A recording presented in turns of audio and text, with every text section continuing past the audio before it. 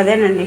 ఇప్పుడు మనం ఫోన్ ఆగిపోతుందండి, అందుకని బిట్టు పెట్టాల్సి వస్తుంది నేను. ఇప్పుడు మనం ఇందులో రాగి సంగటి చాలా బాగుంటుంది, ఎందుకంటే మటుకి పెరిగేస్తాం కాబట్టి. రాగి సంగటి ఉల్లిపాయ పెట్టుకొని తింటే చాలా బాగుంటుంది అస్సలు. జొన్న రాగి సంగటి. ఇప్పుడు అవేవి తినకేనండి, అందరికీ నడుములు నొప్పులు, ఒళ్ళు ఓనం అయిపోతుంది, చిన్నపిల్లలకు కూడాను. మనం అప్పుడు తిండి పిల్లలకు పెడితేనే మంచిది. ఇప్పుడు అంతా పిల్లలకి ఫ్యాషన్ ఫుడ్ అయింది.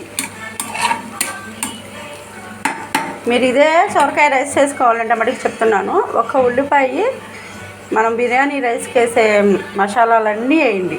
వేసాక అల్లం పేస్ట్ వేసేసి మీరు ఇంకా ఇలాగా కారాలు అవేమి వేయద్దు, పెరుగు అవేమి వేయద్దు. మనం టమాటా రైస్ ఎలా అయితే చేస్తామో సేమ్ ఇంకా అలాగే రైస్ వేసేయండి. ఒకవేళ పిల్లలు ఏదైనా కోడిగుడ్డు తినాలి అనుకుంటే మటుకు కోడిగుడ్డు కూడా కొట్టేసేయండి, దీంట్లోనే బాగా వచ్చింది కోడిగుడ్డు కూడా. అప్పుడు సొరకాయ కోడిగుడ్డు రైస్ బాగుంటుందండి, అలా కూడా ట్రై చేయండి. సొరకాయ రైస్ ట్రై చేయండి, క్యాబేజీ రైస్ ఏదైనా సరే. చిత్రంజన్ సైడ్ మటుకు సేమ్ ఇట్లాగే తింటారండి, సగం ఉడికి సగం ఉడకని పచ్చి తిండిలాగా తినేవాళ్ళు. ఈ వంటలన్నీ మా మామయ్య మాకు నేర్పించినాయండి.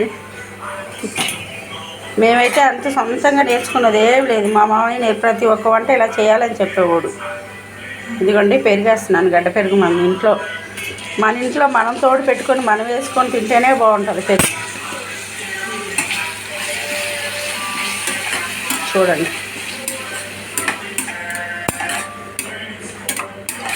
చూసారా కలర్ భలే మారిపోయింది. కట్టేసేయండి పొయ్యి కూడా.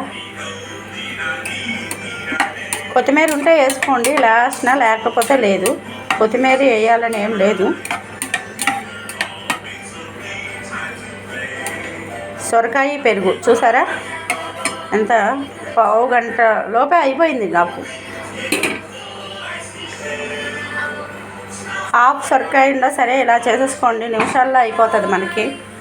పిల్లలు కూడా తింటారు ఇష్టంగా.